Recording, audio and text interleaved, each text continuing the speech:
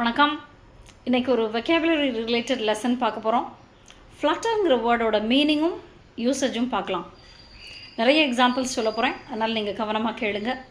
ஃப்ளட்டர்னால் தமிழில் நம்ம படபடக்கிறதுன்னு சொல்லலாம். ஜெனரலாக birds when they flap their wings we call it fluttering.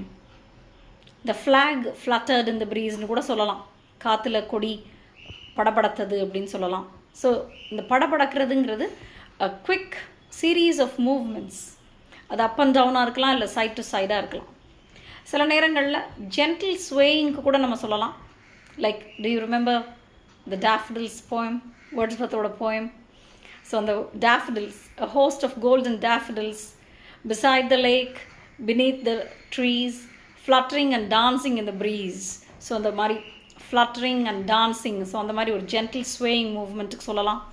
Light delicate மூவ்மெண்ட்டுக்கு சொல்லலாம். பட்டர்ஃப்ளைஸ்க்கு சொல்லலாம்.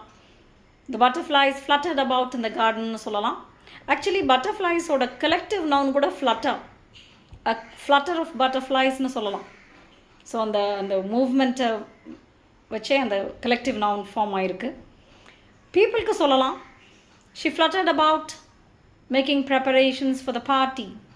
ஸோ ஒரு விஷயம் ரெடி பண்ணணும், அந்த ரெஸ்ட்லெஸ்னஸில் அங்கே எங்கேயும் மூவ் பண்ணுறது, ஸோ அதுக்கு சொல்லலாம். her heart fluttered when she heard the news. her heart trembled. தமிழில் இதே மாதிரி நம்ம இதயம் படபடத்தது அப்படின்னு நம்ம சொல்லுவோம். ஸோ அந்த மாதிரி ஒரு ஃப்ளட்டரிங் இருக்குது. இன்னொன்று நர்வஸ்னஸில் ஃப்ளட்டரிங், அதுக்கு கூட நம்ம சொல்லலாம். her heart fluttered when she got up to give her speech. அவள் பேசணும் அப்படிங்கிற போது ஒரு நர்வஸ்னஸில் இதயம் படபடத்ததுன்னு சொல்லலாம். ஃப்ளட்டரை நவுனாகவும் யூஸ் பண்ணலாம். தி appearance of the leader caused a flutter in the crowd. தலைவரின் வருகை கூட்டத்தில் சலசலப்பை ஏற்படுத்தியதுன்னு சொல்லலாம். ஸோ அங்கே சலசலப்புன்னு உடனே நம்மளுக்கு இன்னொரு விஷயம் ஞாபகம் வரும். லீவ்ஸ், மரத்தில் இருக்கிற இலைகள் சலசலத்தனன்னு நம்ம சொல்லுவோம்ல. ஸோ அதுக்கு வேறு வார்த்தை சொல்லுவோம். அந்த சலசலப்புக்கு ரசில்டுன்னு சொல்லுவோம். லீவ்ஸ்க்கு ஃப்ளட்டர்ட் நம்ம சொல்லலாம். அது வந்து மூவ்மெண்ட்டை மட்டும் குறிக்கும். பட் மூவ்மெண்ட்டோடு சேர்ந்து அந்த ஓசையும், இந்த ட்ரை லீவ்ஸ் எஸ்பெஷலி அந்த உரசிக்கிறதுல ஒன்றோட ஒன்று when they rub against each other, so அப்போ தான் வந்து the leaves rustled ன்னு நம்ம சொல்லலாம். ரைட்?